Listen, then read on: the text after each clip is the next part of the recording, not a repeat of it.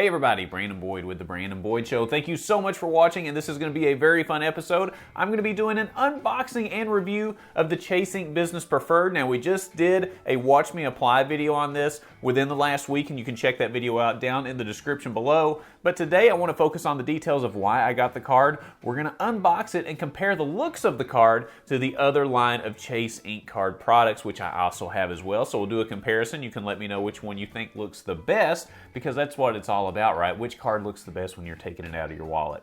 Not really. We're going to talk a lot of details on the card, but before we get started, if you do find this video helpful or at least mildly entertaining, don't forget to be awesome. Give me a big thumbs up on the video and subscribe to the channel. Hit the bell notifications for alerts. Currently, I'm setting at 424 as it relates to my 524 status. And for those of you wondering, what the heck is 524 status, Brandon? I don't know what that is. Well, it's pretty simple. A lot of card issuers have different rules dictating when and how you can apply for their cards. Chase's 524 rule means that you can't be approved for most Chase cards if you've opened 5 or more personal credit cards from any card issuer within the last 24 months. I had a couple of personal cards drop off around the March time frame, and the natural inclination may be to say, ooh, I've got slots that I can fill up with personal cards right now. I want to go for that. Well, I'm going to tell you that's not necessarily the best idea. What I'm going to do instead is take advantage of my 524 status and apply for some Chase Ink business cards. The reason being is because although Chase Ink business cards do not count towards 524, they are subject to 524. What you just said is one of the most insanely idiotic things I have ever heard. Let me explain what I mean here real quick, all right? So most business cards do not count towards 524 status. So I'm sitting at 324 right now. So I could apply for business cards with American Express, Citi, and that's not going to bump up my 524 status. However, the Chase Ink business cards are subject to 524. So for example, if I do have 5 personal cards within 24 months and I try to apply for a Chase Ink business card, I will not be approved for that card. So it is subject to it when you're applying for the card, but the cards themselves do not count towards your 524 status. Part of my strategy in 2022 is to get as many Chase Ultimate Rewards as possible. And a great way to do that is to sign up for the Chase Ink business cards. There are some killer sign-up offers. You get a ton of Ultimate Rewards pretty much across their portfolio of business cards. However, if I went ahead and started applying for personal cards like a lot of people may do, then I'm going to fill up all my 524 slots and I won't be able to get the business cards. So that's the strategy and reasoning behind why I applied for this card at this specific time. And I'm going to talk about the features and the benefits of this card, but before we do that, we do have to unbox it. I want to compare the looks of this card with a couple of the others from Chase as well. You can let me know which one looks the best, but we got to rip the envelope open. Let's go. All right, my mail delivery person should be here any minute, and they always show up right on time when I'm recording these videos. And oh, hey, how's it going? I think you've got a piece of mail for me, right? A new credit card. I'm so excited to open it. By the way, make sure to say hello to your lovely wife for me.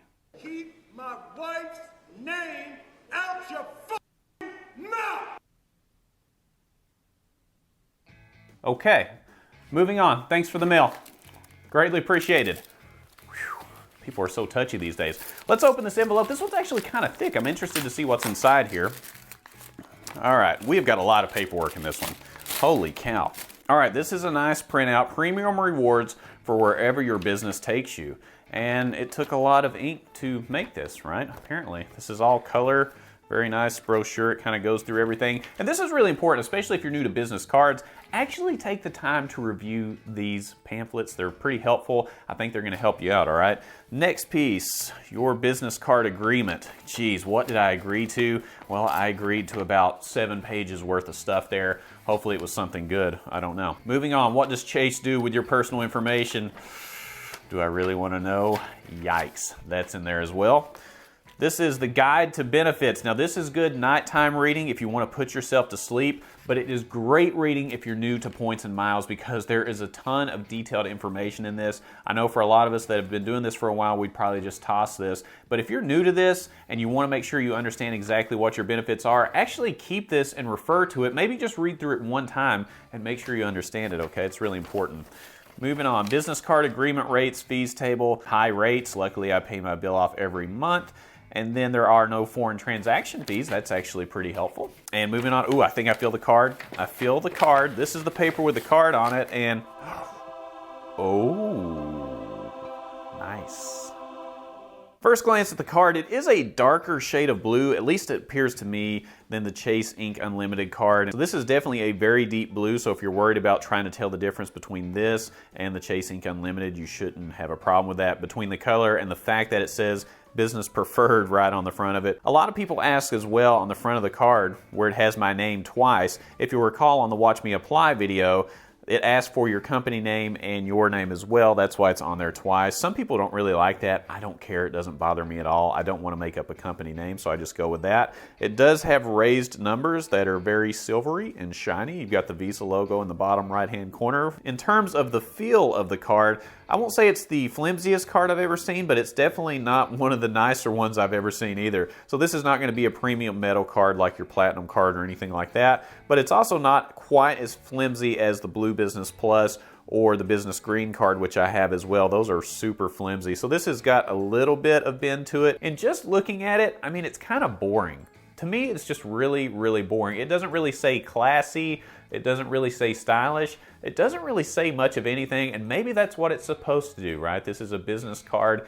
Now, Chase did do some rebranding with their Chase Sapphire Preferred card, where they made some zigzag designs and all kinds of crazy stuff. I don't necessarily see that coming to the Chase Ink line of cards, but I wish they would do something, because this is just dull, in my opinion. I always enjoy ripping the envelopes open on those cards. I don't know what it is. It never gets old. And if you're wondering, my credit line was $6,000. So it's actually a little bit less than what I've normally seen on some of the other business cards. But hey, they gave me the card. I'm not going to complain too much. As I mentioned before, a big part of my strategy is to collect as many Chase Ultimate Rewards as possible this year. And this sign-up offer should help out quite a bit. The offer that I signed up for was 100,000 bonus points after you spend $15,000 on purchases in the first 3 months. And a lot of you are going to say, wow, that's a lot. How in the world would I ever be able to do that? Well, first of all, it is a lot, but I do have a lot of business expenses right now and some home improvement projects. So between all those, I'll be able to hit it a little bit easier if you didn't have all that stuff going on. So I fully grant you that. $15,000 is a lot in 3 months,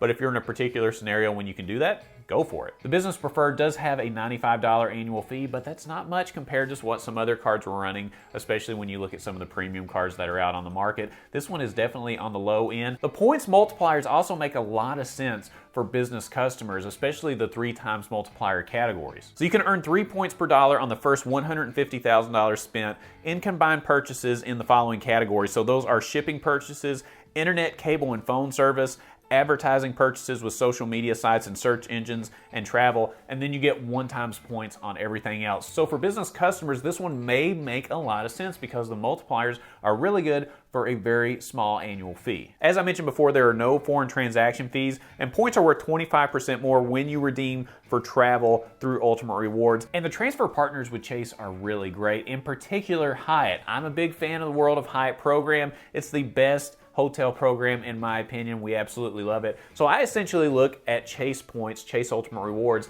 as Hyatt points because the value is so good with the World of Hyatt program. So we use them almost all at Hyatt properties. I mean, there's some that go to different places, but for the most part, we can get at least 2 cents per point out of each Chase Ultimate Rewards. So if I do get 2 cents per point out of that, let's think about that. 100,000 bonus points plus the 15,000 points that I'm going to earn just from the regular spend, assuming I get the lowest points multiplier possible. That's 115,000 bonus points. That equates to $2,300 in value when I use transfer partners. So $2,300 for $95.